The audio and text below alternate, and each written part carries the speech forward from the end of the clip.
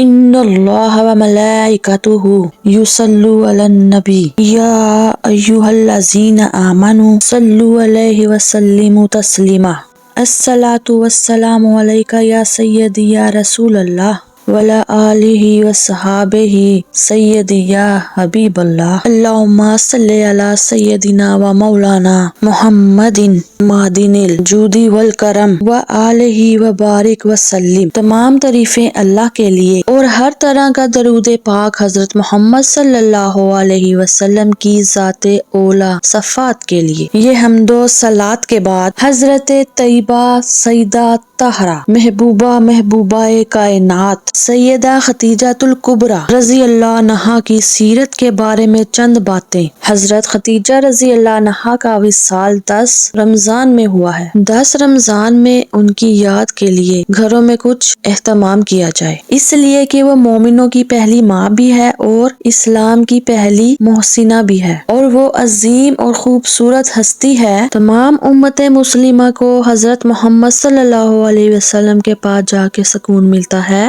لیکن حضرت محمد صلی اللہ علیہ وسلم کو حضرت خدیجہ کے پاس جا کے سکون ملتا ہے۔ حضرت اعلیٰ کا ایک شعر ہے، اعلیٰ حضرت فرماتے ہیں کہ سیما پہلی ماں کہف امن و اما، اصحاب کہف کی امام نہ تھی؟ آپ فرماتے ہیں سیما پہلی ماں کہف امن و اما، حق گزار رفاقت پہ لاکھوں سلام۔ آپ فرماتے ہیں کہ جس طرح اصحاب کہف کو اس غار میں جا کے سکون ملا تھا، اسی طرح ہمارے نبی کو بھی حضرت خدیجہ کے پاس جا کے سکون ملا تھا۔ کہف امن و اما، یہ غار ہے امن و امان کی۔ حضرت خدیجہ رضی اللہ عنہا کا تذکرہ کرنا اس لیے بھی ضروری ہے کہ وہ امت مسلمہ کی ماں ہے، پہلی ماں، اور اس لیے بھی ضروری ہے کہ وہ اسلام کی پہلی محسنہ ہے، اور اس لیے بھی ضروری ہے کہ ان کا تذکرہ کرنا ہمارے نبی پاک صلی اللہ علیہ وسلم کو راضی کرنا ہے۔ حضور خوش ہوتے ہیں جب حضرت خدیجہ کی بات ہوتی ہے۔ حضرت خدیجہ رضی اللہ عنہا اس دور میں جب ابھی اسلام نہ آیا تھا، ابھی پردے کے احکامات نہ آئے تھے، ابھی عورتوں کے بارے میں وہ سارے احکامات نہ آئے تھے جس کی پابند ایک مسلمان عورت ہوتی ہے۔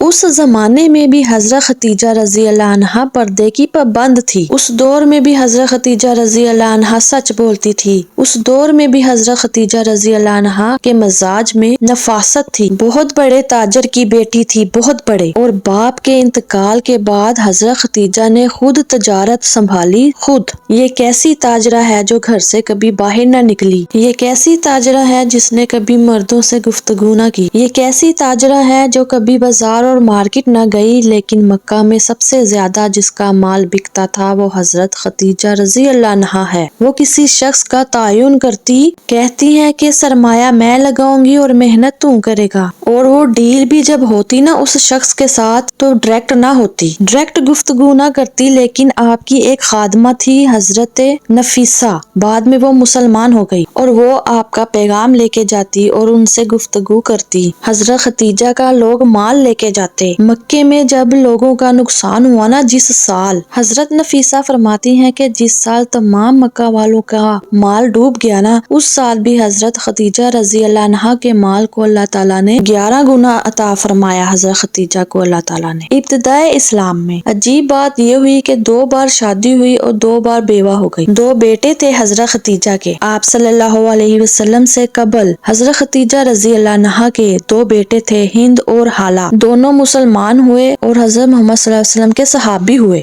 حضرت خدیجہ بنو قریش میں سے ہے۔ 3-4 نسلیں اوپر جا کر ان کا خاندان حضرت محمد صلی اللہ علیہ وسلم کے ساتھ جا کے مل جاتا ہے۔ حضرت خدیجہ رضی اللہ عنہا کا 2 بار نکاح ہوا اور دونوں بار ہی آپ کے جو خاوند تھے وصال کر گئے۔ اس کے بعد مکہ کے بڑے بڑے سرداروں نے آپ کو پیغام نکاح بھیجا، لیکن آپ خاموش رہیں، آپ نے نکاح نہ کیا۔ لوگوں نے بہت سے وجوہات بیان کیے اور بہت سی باتیں لکھی۔ شیخ موکل شاہ عبد الحق محدث دہلوی فرماتے ہیں کہ اصل بات کوئی اور تھی۔ عرب کے اندر عورتوں کا میلہ لگتا تھا سال میں ایک بار خانہ کعبہ کے پاس، صرف عورتیں ہی اکٹھی ہوئی تھی اور میلہ لگا ہوا تھا۔ ایک توریت جاننے والا یہودی عالم بھی آیا ہوا تھا اس میلے میں۔ وہ بیبیوں کے مجمع میں نظر ڈال کے کہنے لگا کہ بیبیوں، مرد کا کام تو نہیں ہے کہ بیبیوں کے مجمع میں بات کرنا، لیکن میں تمہیں ایک پیغام دینے لگا ہوں۔ حضرت محمد صلی اللہ علیہ وسلم آخری نبی جو عرب میں پیدا ہونے والے تھے ان کا وقت قریب آ گیا ہے آنے کا۔ وہ بی بی بہت خوش نصیب ہوگی جس کو ان کی رفاقت ملے گی۔ عورتوں نے دیکھا کہ مرد آ گیا ہے ان کے میلے میں تو انہوں نے ڈانٹا جھڑکا اور کہا کہ چل اٹھا اپنی کتابیں اور نکل یہاں سے۔ پر حضرت خدیجہ کہتی ہیں کہ سب نے ڈانٹا لیکن میں نے بات پلے سے باندھ لی اور میں انتظار کرنے لگی کہ اللہ کرے کہ وہ نصیب میرے ہی ہوں، اللہ کرے کہ مقدر میرے ہی کھلے۔ آپ فرماتی کہ میں درود پڑھتی، میں تسبیح کرتی، میں اس زمانے میں جس طرح سے اللہ کا ذکر ہوتا میں اس طرح سے کرتی، اور جب میں فارغ ہوتی تو میں اللہ سے التجا کرتی کہ اللہ میرا نصیبہ کھول دے۔ کہتی ہے کہ میں آہستہ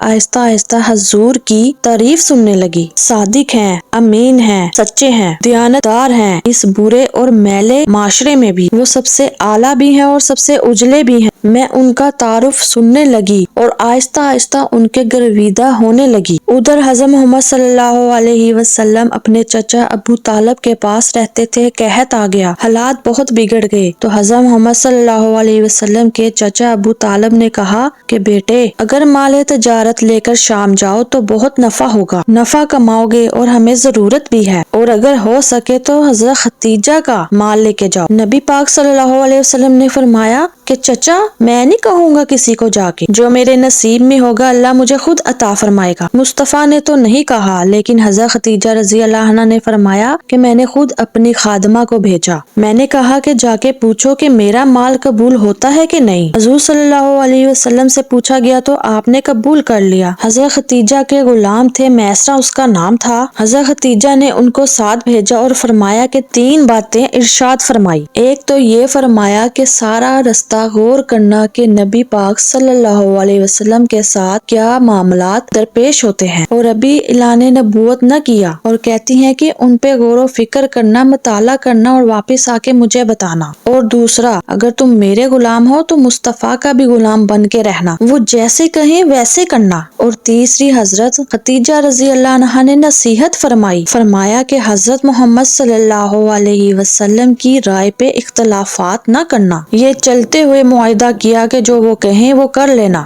غلام کہتا ہے کہ میں ساتھ گیا، باتیں میں نے سن لی، جب سفر شروع ہوا نا چند منزلیں ہی طے ہوئی تھی تو غلام کہنے لگا خدیجہ آپ نے کیا مجھے نصیحت کرنی تھی، جو ان کے ساتھ رہے گا وہ ان کا غلام ہی بن جائے گا، تو ہجے میرا غلام نہیں ڈٹا، جنو ویکھ کے چند شرماوے، جے رکھے ہاتھ پھلاں وچ ہاتھ پھلاں نال رل جاوے، اے ادھی راتی چند چڑھ جاندا ہے جو تو جلوہ فرماوے۔ کہتے ہیں کہ جو بھی ان کے ساتھ رہتا ہے وہ اس کا غلام بن جاتا ہے۔ میسرہ کہتا ہے کہ میں گیا، تجارت شروع ہوئی، نبی پاک صلی اللہ علیہ وسلم جب بازار گئے تو وہاں پہ قسمیں اٹھا کے لوگ مال بیچ رہے تھے۔ نبی پاک صلی اللہ علیہ وسلم جب تجارت کے لیے گئے تو وہاں پہ ایک آدمی کہتا کہ کھاؤ ایک لات و بوت، یعنی کہ وہ جس کی پوجا کرتے تھے۔ حضور صلی اللہ علیہ وسلم سے کہنے لگا کہ لات کی قسم اٹھاؤ، تو حضور صلی اللہ علیہ وسلم نے فرمایا کہ میں کیوں اس کی قسم کھاؤں جس کا میں نام لینا نہیں پسند کرتا اور ابھی اعلان نبوت نہ ہوا۔ حضور صلی اللہ علیہ وسلم نے فرمایا میں قسم دے کے مال نہیں بیچتا، اگر لینا ہے تو لو اور اگر نہیں خریدنا تو نہ خریدو۔ کہتے ہیں کہ لوگ قسمیں اٹھا کے پیچھے جاتے تھے لیکن حضور صلی اللہ علیہ وسلم جس سے رخ موڑتے تھے وہ نبی پاک صلی اللہ علیہ وسلم کے پیچھے ہو جاتا تھا۔ فرماتے ہیں کہ کئی گنا انہوں نے نفع کمایا۔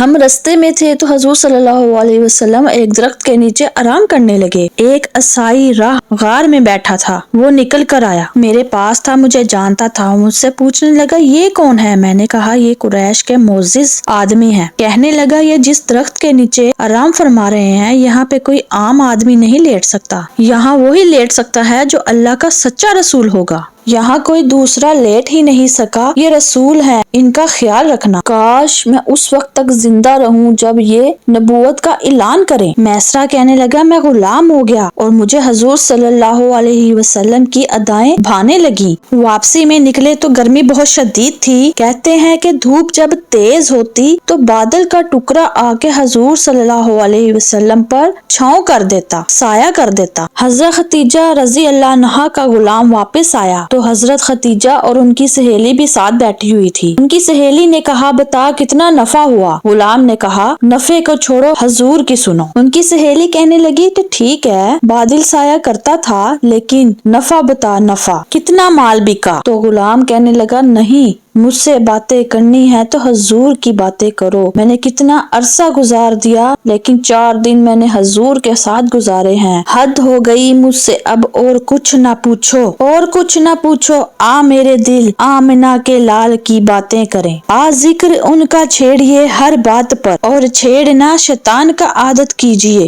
بس مجھے حضور کے تذکرے بیان کرنے ہیں. حضرت ختیجہ رضی اللہ عنہا بہت متاثر ہوئی. کہتی ہیں کہ مجھے درجنوں لوگوں نے نکاح پیغام دیا اور میں نے سنی نہیں تھی. میں نے نفیسہ کے ہاتھ پیغام بھیجا کہ میری عمر 40 سال اور ان کی عمر 25 سال ہے. میرا اعمال اور طرح کا ہے اور وہ ہے شہنشاہ. جا کر پوچھو تو صحیح بھلا میں قبول ہوتی ہوں. نفیسہ کہتی ہے کہ میں آئی اس کا پیغام لے کے جس کا بڑے بڑے سرداروں نے پیغام نکاح بھیجا تھا. جب حضور صلی اللہ علیہ وسلم کے پاس آئی تو انہوں نے اپنے رنگ میں اپنی سیرت ہی کچھ اور سنائی. نفیسہ کہتی ہے جب میں نے کہا کہ حضرت ختیجہ رضی اللہ عنہا آپ سے نکاح کرنا چاہتی ہے، نفیسہ کہتی ہے کہ اگر میں کسی اور کے پاس یہ پیغام لے کے جاتی تو وہ اپنی کرسی سے اٹھ جاتا اور کہتا اچھا جلدی کرو. جب نفیسہ نے حضرت محمد صلی اللہ علیہ وسلم کو کہا کہ حضرت ختیجہ رضی اللہ عنہا آپ سے نکاح کرنا چاہتی ہے تو حضرت محمد صلی اللہ علیہ وسلم نے پہلے تو میری طرف دیکھا، پھر فرمانے لگے تم کہتی ہو کہ ختیجہ کہتی ہے؟ کہنے لگی وہ کہتی ہیں. تو حضرت محمد صلی اللہ علیہ وسلم نے فرمایا ٹھہرو ذرا، میں اپنے چاچا ابو طالب سے پوچھ کے آیا. تو آپ صلی اللہ علیہ وسلم نے اپنے چاچا سے مشورہ کیا.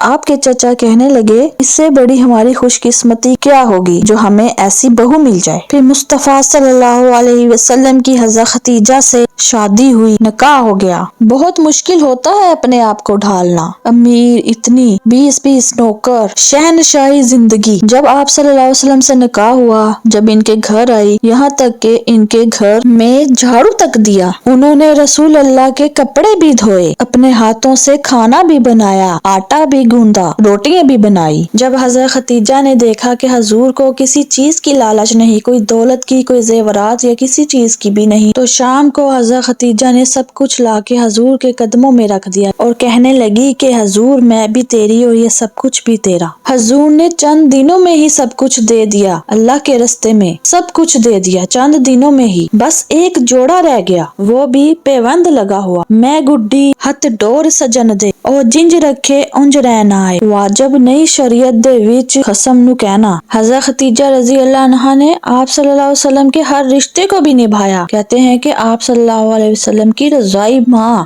حلیمہ سعیدہ آپ سے ملنے آئی تو حضرت ختیجہ نے ان کی بہت خدمت کی، کھانا پکا کے دیا، بستر بچھا کے دیا، کپڑے لے کے دیے. جب حضرت حلیمہ جانے لگی تو حضرت ختیجہ رضی اللہ عنہا نے فرمایا کہ آپ حضور کی ماں ہیں اور پہلی بار آئی ہیں، آپ کو میں کوئی تحفہ نہ دے دوں؟ تو دائی حلیمہ نے کہا ضرور. تو حضرت ختیجہ رضی اللہ عنہا نے ان کو 40 بکریاں اور اونٹ دے دیے. حضرت ختیجہ نے ہر رشتہ نبھایا اور جس طرح سے رسول صلی اللہ علیہ وسلم نے حضرت ختیجہ سے کہا حضرت ختیجہ نے ویسا ہی کیا. ہر موقع پہ حضور صلی اللہ علیہ وسلم کا ساتھ دیا، تکلیفیں دیکھی، آزمائشیں دیکھی. 15 سال شادی کو ہوئے تو اللہ نے نبوت کیا تو 10 سال 25 سال کی رفاقت رہی. سخت مسئلہ تھا، کفار کی مخالفت تھی، بہت زیادہ مال تھا، پھر غربت آئی، پورا مکہ سلوٹ کرتا تھا، پھر پورا شہر آپ کی مخالفت کرنے لگا. حضرت ختیجہ نے آپ صلی اللہ علیہ وسلم کا ڈٹ کے ساتھ دیا، ہر موقع پر کبھی شکوہ نہیں کیا. یہاں تک کہ شیب ابی طالب کے 3 سال قید میں رہے. جو عورت بڑے گھر میں رہتی ہو، اعلیٰ سے اعلیٰ کھانا کھاتی ہو، تو انہوں نے قیدی ہو کے وقت گزارا. حالانکہ حضور صلی اللہ علیہ وسلم نے فرمایا تھا کہ اگر تم الگ رہنا چاہتی ہو تو الگ ہو جاؤ، لیکن حضرت ختیجہ رضی اللہ عنہا نے فرمایا نہیں، میں آپ کے ساتھ ہی رہوں گی. 3 سال پتے کھا کر گزارا. آپ فرماتی ہیں کہ کئی راتیں ایسی گزری کہ ختیجہ نے کچھ کھایا ہی نہیں، لیکن ایک لمحے کے لیے بھی شکایت نہ کی. سلام پیش کریں حضرت ختیجہ کو. حق گزارے رفاقت پہ لاکھوں سلام، حق گزارے رفاقت پر لاکھوں سلام. 3 سال سوشل بائیکاٹ کا وقت تھا، سوشل بائیکاٹ، لیکن حضرت ختیجہ نے حضرت محمد صلی اللہ علیہ وسلم کا بھرپور ساتھ دیا. 3 سال. جب بائیکاٹ ختم ہوا، آسانیاں شروع ہوئی تو حضرت ختیجہ بیمار ہو گئی. حضرت ختیجہ رضی اللہ عنہا علیل ہوئی. جب شدید علیل ہوئی تو نبی پاک صلی اللہ علیہ وسلم ان کے پاس آ کر سرہانے بیٹھے۔ حضرت خدیجہ نے ساری عمر نوکری کی، خدمت کی۔ جب وقت وصال آیا تو حضور صلی اللہ علیہ وسلم کو بلایا، حضور تشریف فرما ہوئے۔ صاحب ابن شام کہتے ہیں کہ حضرت خدیجہ رو پڑی، کہنے لگی محبوبہ میں نبی کی بیوی تھی، میں خدمت کا حق ادا نہ کر پائی، کوئی غلطی ہو گئی ہو تو مجھ سے درگزر کر دیا جائے، مجھے معاف کر دیا جائے، یہ کہہ کر رونے لگی۔ حضور صلی اللہ علیہ وسلم نے فرمایا تو غلطی کی بات کرتی ہے تو خوش ہو جا، میرے رب نے مجھ سے وعدہ فرمایا ہے کہ تو اگر میری دنیا میں بھی بیوی ہے تو جنت میں بھی میری بیوی رہے گی۔ حضور صلی اللہ علیہ وسلم حضرت خدیجہ سے بے حد پیار کرتے تھے۔ حضرت عائشہ صدیقہ نے بھی فرمایا کہ اکثر گھر میں حضرت خدیجہ رضی اللہ عنہا کا ذکر کیا کرتے تھے کہ حضرت عائشہ کہ حضرت خدیجہ ایسے کرتی تھی، اس کا طرز طریقہ یہ ہوتا تھا، اکثر حضور ان کا بیان کرتے تھے۔ حضرت عائشہ فرماتی ہیں کہ مجھے رکش ہوتا تھا کہ کیا مقدر ہے حضرت خدیجہ کے، اگر کسی کا کوئی عزیز فوت ہو جائے تو 3 دن سے زیادہ سوگ نہ کرے، اگر کسی کا خاوند فوت ہو جائے تو اس کی بیوی سوگ کرے گی 4 مہینے 10 دن۔ لیکن حضرت خدیجہ رضی اللہ عنہا کا جب وصال کا وقت آیا تو اسی قریب ایام میں حضرت محمد صلی اللہ علیہ وسلم کے چچا ابو طالب کا بھی انتقال ہوا، تو حضور پاک نے اس سال کا نام غم کا سال رکھا۔ اور آخر میں ہم یہ دعا کرتے ہیں کہ اے اللہ ہمیں حضرت خدیجہ رضی اللہ عنہا کے صدقے ہمارے گھروں میں امن اور سکون عطا فرما، آمین۔ امید کرتے ہیں کہ آج کی ویڈیو آپ کو ہماری ضرور پسند آئی ہوگی۔ مزید معلومات کے لیے ہمارے چینل کے ساتھ جڑے رہے گا، شکریہ۔ اور اگر آپ ہمارے چینل پہ نیو ہیں، ابھی تک آپ نے سبسکرائب نہیں کیا، سبسکرائب کریں، لائک کریں، شیئر کریں اور بیل آئیکن کے بٹن کو ضرور پریس کریں تاکہ ہماری ہر آنے والی ویڈیو کا نوٹیفکیشن آپ تک پہنچتا رہے، شکریہ۔